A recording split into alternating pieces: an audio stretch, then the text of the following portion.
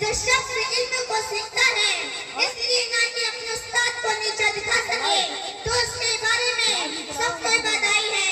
اللہ کے نبی صلی اللہ علیہ وسلم نے فرمایا من طلب علم بیماریا به السفهاء او یقاتل به علماء او یصرف به وجوه الناس الیہ فلیتبوأ مقعده من النار۔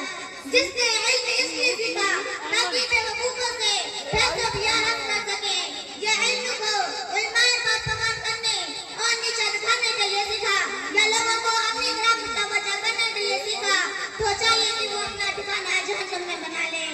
محترمہ حضرین مجلس، دین اسلام میں علم کی بہت بڑی اہمیت ہے اور ایک استاد سے ہی سیکھا جاتا ہے، اور سب سے بڑا استاد ہمارے نبی محمد صلی اللہ علیہ وسلم ہے جن کو اللہ تعالیٰ نے معلم بنا کر بھیجا۔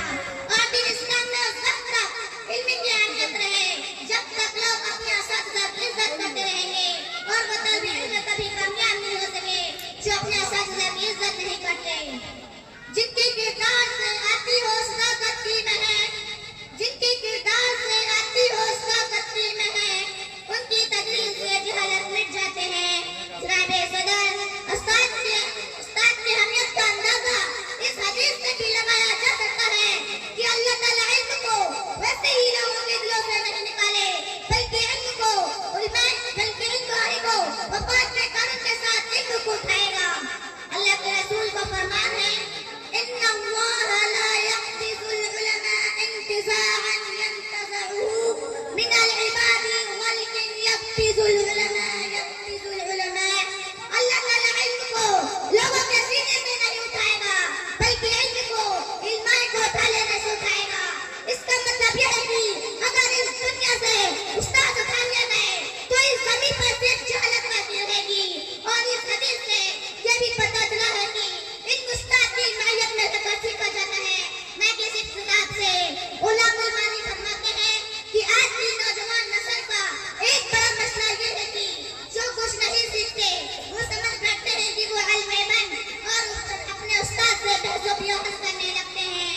جناب صدر، اساتذہ کی حیثیت روحانی بات چلتی ہے۔ دین اسلام میں اساتذہ کی عزت و احترام کا درجہ ماں باپ سے فوراً بعد آیا ہے۔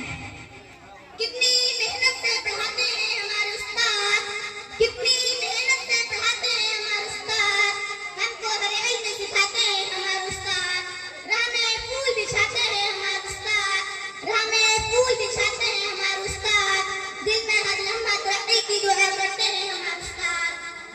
آخر میں اللہ رب العالمین سے دعا کروں گی، اے اللہ ہمیں اساتذہ کی عزت کرنے کی توفیق عطا فرما، اے اللہ ہمیں زیادہ سے زیادہ علم حاصل کرنے کی توفیق عطا فرما۔